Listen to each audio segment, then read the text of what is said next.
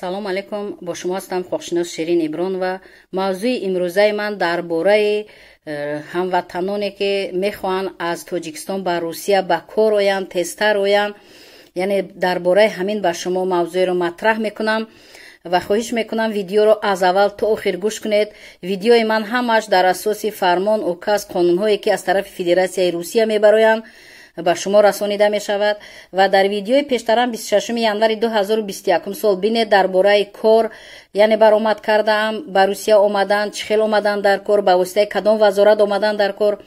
ҳатто дар поёни ҳамон видео ман дар комментария суроғаи ҳамон вазорати меҳнат, муҳоҷират ва шуғли аҳолии ҷумҳурии Тоҷикистонро ки дар шаҳри Душанбе аст пурра навистам, рақами телефонҳояшро навистам, сайти интернетиашро навистам, то ки ҳамватанони мо зиёд ба мо савол надиҳанду саволҳоро ба ҳамон вазорат диҳанд, чунки фақат вазорати меҳнат, муҳоҷират ва шуғли аҳолии ҷумҳурии Тоҷикистон уҳдадор аст ва ӯ метавонад ки ҳамватанони моро, шаҳрвандони Тоҷикистонро чӣ дар Тоҷикистон, чӣ дар Русия метавонад ба ҷои кор таъмин кунад.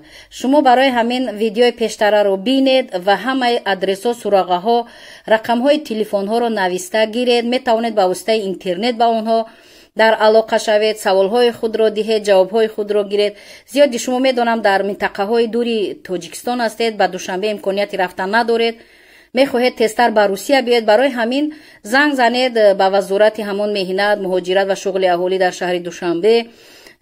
ғайри ин ба воситаи интернет ба онҳо савол диҳед, дар почтаи электронӣ онҳо ба шумо ҳатман ҷавоб медиҳанд.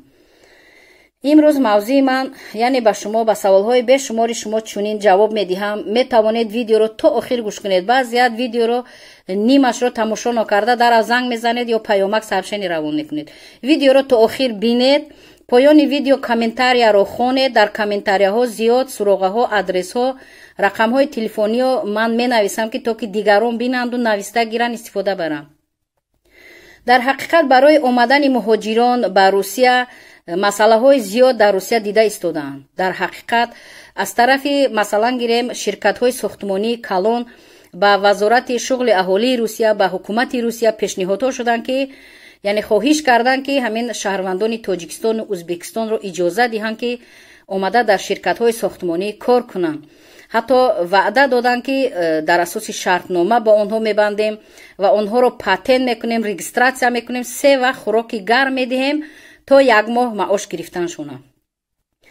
ҳамин яъне ки вазорати корҳои дохилии Русия ҷонишини вазир яъне Гаравой Аве худаш низ баромад кард, яъне пешниҳод кард ки ҳатман агар ҳамин шаҳрвандони Ӯзбекистон, Тоҷикистон агар дар асоси шартнома яъне барои кор кардан дар ширкатҳои сохтмонӣ биёянд, мо онҳоро патент мекунем, регистратсия мекунем бе ягон мамоният. ғайри ин ҳаминро гуфтаниам ки шаҳри ҳамон Москав, шумо медонед ки чӣ қадар шаҳри калон аст. тамоми ҳамон гирду атрофи Москавро, худи Москавро ҳамин шаҳрвандони хориҷӣ зиёдтар аз Ӯзбекистон, Тоҷикистон тоза мекарданд, меруфтанд, яъне дворни кор мекарданд, кӯчарӯ буданд ва айни ҳол дар вақти пандемия ҳама рафт, дигар наомаданд, сарҳадҳо маҳкам омада натавонистанд ва мер Город амин Москва, яъне ки раиси шаҳри Москва Собяни худ эълон кард ки баромад кард ки вақте ки шаҳрвандони хориҷӣ буданд, муҳоҷирон буданд, зиёдтар тозагӣ буд, яъне аҳамият медоданд. айни ҳол ягон шаҳрванди Москав, сокини доимии Москав ҳеҷ вақт кӯчарӯб дворни кор намекунад. ва яъне ки мақсади гапи ин ки муҳтоҷ ҳастем ба ҳамон шаҳрвандони хориҷӣ ва муҳоҷироне ки омада дар Москав ва гирду атрофи Москав, яъне вилоятҳои Москав кор кунанд, тозагиро риоя кунанд, чунки ҳам ба мо хуб, ҳам ба онҳо хуб ки маош мегиранд.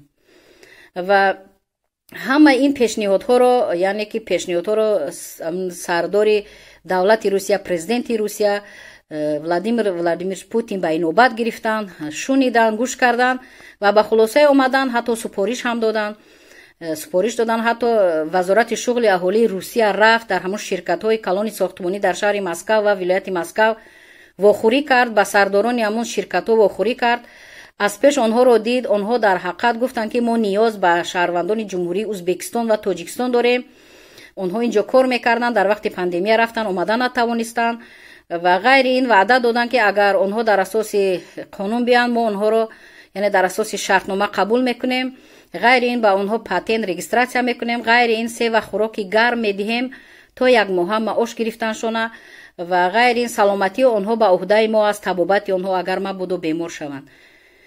яъне ки роҳбарони ширкатҳои сохтмонӣ чунин ваъдаҳо доданд ва ниёз ба муҳоҷирони ӯзбекистону тоҷикистон доранд ва чунин масъалаҳо баррасӣ шуданд ва шуда истоданд ва президенти Русия супориш дод ки то 1 марти 2021 сол ин масъаларо дида бароянд.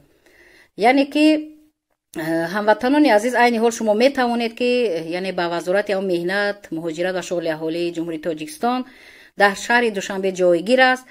адресашро, суроғашро ман пурра дар видеои пештарам навистам бо телефонҳояш. бинед, гиред, занг занед, саволҳои худро диҳед. мумкин айни ҳол номнавис карда истодан шаҳрвандоне ки ба Русия омаданиянд номнавис мекунанд ва дар асоси қонун, дар асоси шартномаҳо равон мекунанд ба ҳамон ширкатҳои яъне ки сохтмонӣ. муроҷиат кунед, савол диҳед, ба саволҳои худ ҷавоб мегиред ва ғайри нафароне ки агар ба кӯчарубӣ яъне дворникӣ дар ин ҷо машғул будед, омаданӣ ҳастед, яъне ки зиёд инсонҳо медонанд дар Москав 25-30 ҳазор 35 ҳазор рубл яъне ҳамон дворникҳо кӯчарубҳо мегирифтанд. айни ҳол дар ҳамин вақти бекорӣ дар Ӯзбекистону Тоҷикистон инам пулай барои шаҳрвандони тоҷики ӯзбек. нафароне ки омаданӣ бошед, марҳамат ба ҳамон вазоратҳои дахлдор муроҷиат кунед. шуморо номнавис мекунанд ва дар асоси шартномаҳо равон мекунанд. шумо ин ҷо омадед бо ваъдаи ин корфармоҳои ин Русия патент мешавед, регистратсия мекунанд, яъне ки то 1 моҳ маош гирифтани шуморо ба шумо хӯроки гарм медиҳанд, шуморо таъмин мекунанд. барои ҳамин аз пайи кори худ шавед, муроҷиат кунед, ҳуқуқи худро донед ва дар асоси қонун ба Русия биёед. ҳеҷ вақт маълумотномаи тиббӣ нагиред, наоед, чунки вақти маълумотномаи тиббӣ гирифта меояд, шумо на патент мекунед, на регистратсия, шуморо иҷозат намедиҳанд. ҳатто мумкин делаи ҷиноятӣ кунанд, шуморо штраф кунанд, ба ҷавобгарӣ ҷиноятӣ кашанд.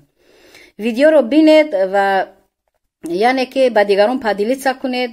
нафароне ки хоҳед ки тамоми навигариҳоро аз ҳамин канали ман бохабар шавед, аъзо шавед, обуна шавед, подписат кунед ва метавонед ки тамоми навигариҳоро сари вақт шумо фаҳмед, чӣ дар Тоҷикистон бошед, чӣ дар Русия бошед. чунки мо дар асоси қонунҳо, дар асоси указ фармонҳои ҳамин президенти Русия ва вазорату идораҳои дахлдор ҳамин видеоҳоро карда ба мардум пешниҳод мекунем.